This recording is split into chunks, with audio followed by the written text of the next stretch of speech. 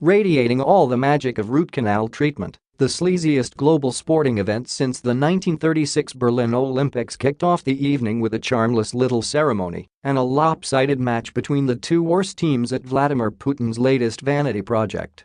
ITV commentator Clive Tildesley neatly captured the esprit of the 2018 FIFA World Cup in his opening line, a game between the world's two biggest crude oil-producing nations. The hosts, Russia, were indeed playing Saudi Arabia. Remember, this championship was a perversion of justice the very moment FIFA awarded it to Russia back in 2010. Since that vote, in which England's bid came last by a mile, the World Footballing Authority has been exposed as a global extortion racket. Its former president, Sepp Blatter, has now been banned from having anything to do with football for 6 years. Of his cabal of corkscrew-shaped ex-FIFA officials, some are in the clink, some are awaiting sentencing, and others are fighting extradition to the USA, which has been probing global soccer corruption ever since. No such problems for our World Cup hosts, however. During the same period, the Russians may have invaded their neighbors, shot down a civilian airliner, stirred up war in Syria, been banned from the Olympics, and organized state-sponsored terrorism on the streets of Britain. But none of that has ever threatened to dislodge this World Cup from the grip of President Putin. Russians love football. It is what we call love at first sight, declared the ex-KGB colonel ahead of last night's kickoff in Moscow's Luzhniki Stadium. Welcome to Russia. Unfortunately, the host broadcaster was so inept that Putin appeared to be speaking in front of a half-lit garage door. We were thus spared the sight of the full galaxy of stars filling the presidential box around him. Putin's stature as a revered world statesman was reflected in a VIP turnout consisting of the leaders of Abkhazia, Azerbaijan, Armenia, Belarus, Bolivia, Kazakhstan, Kyrgyzstan, Lebanon, Moldova, Panama, Paraguay, Rwanda, Tajikistan, Uzbekistan, and South Ossetia. Oddly, none of these except Panama actually had a team in the tournament. At least the opening ceremony was mercifully brief. Unlike the Olympics, World Cup opening ceremonies are governed by FIFA, not by the hosts. FIFA had decided to keep the overture to the most politically sensitive World Cup of all time to a minimum 15 minutes, in fact. The video for the song features Williams living the oligarch dream as he sings, "Ain't no refutin' or disputin', I'm a modern Rasputin, subcontract disputes to some brutes in Labout act highfalutin, while my boys put the boots in." Now I wonder what all that could rhyme with. Unsurprisingly, that song had been removed from the playlist last night. Instead, the Nightingale of Stoke-on-Trent stuck to a few old favorites like "Let Me Entertain You." But then the former take, that singer managed to lower the tone, inexplicably sticking his middle finger up at the camera during the live performance. The broadcast was being watched by an estimated 1 billion people. Fans reacted angrily, with one writing online, "What a joke. I'm watching with my kids and that happened? Wow." A teacher said her Year 1 students were sticking their middle fingers up at each other after watching the performance. Williams was surrounded by a modest band of dancers dressed either as footballs or Russian cosmonauts carrying what appeared to be flashing ironing boards during the show. I think we can safely say that Danny Boyle, the architect of the London 2012 opening ceremony, had not been hired for this event. It had a deliciously dated feel, right down to the pointless walk-on part for a former Miss Russia. The Me Too thing has yet to reach Russia.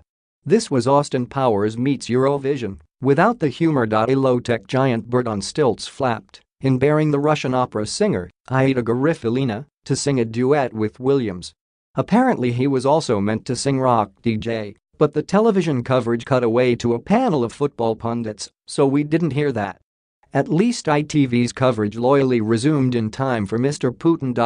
His speech lasted nearly as long as Robbie Williams. The president also seemed to receive rather wilder applause than the British pop star. Those Russians really do know how to party. And so on with the game, which Russia won by a thumping 5-0 margin. The cameras kept cutting to the sight of Mr. Putin and the Saudi crown prince. I kept my eye on Twitter, expecting a thunderous wave of denunciations from the chatterati. Here were two leaders of two nations with infamously unreconstructed attitudes towards human rights, particularly when it comes to gay people, women, and minorities. Given how incandescent the liberal left become at any suggestion that Donald Trump might be having a good day, I looked for outrage. I looked in vain. Ahead of Vladimir Putin's Winter Olympics in Sochi 4 years ago, British celebrities lined up behind Stephen Fry to demand an absolute ban on the games because of Russian homophobia. The idea that sport and politics don't connect is worse than disingenuous, worse than stupid, Fry wrote in a furious letter to the Prime Minister, David Cameron, backed by all the usual suspects. Yet, there was barely a bat squeak of condemnation for the World Cup. As far as we know, not a single lovey has penned an open letter to the Prime Minister demanding that the England team should be brought home. Perhaps it is fine to complain about our participation in minority posh sports like skiing that no one cares about, whereas different rules apply when it comes to football.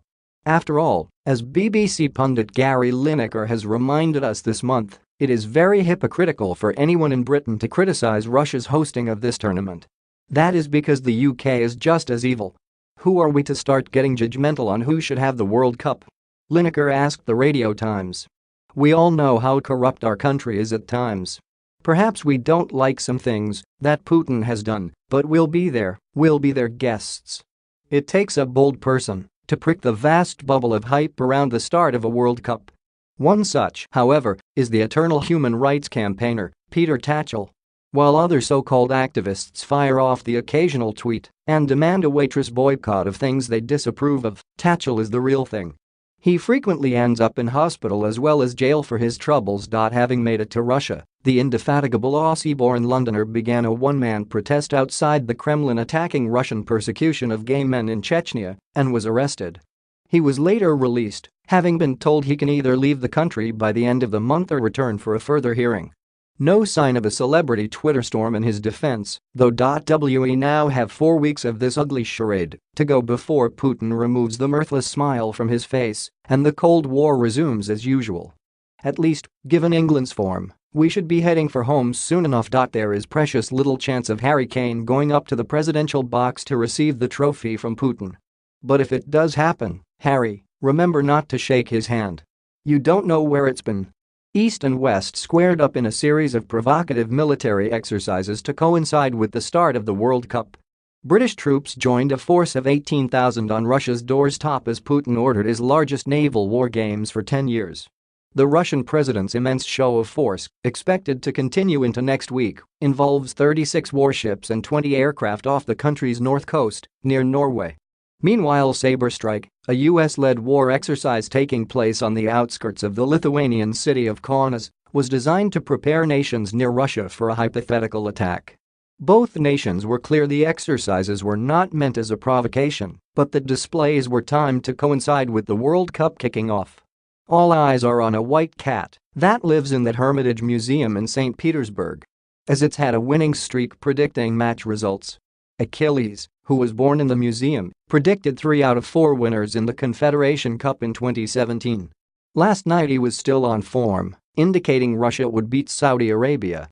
How does he do it? Museum staff offer him 2 bowls of cat food with team flags adorning each one. Whichever food Achilles chooses is his predicted winner.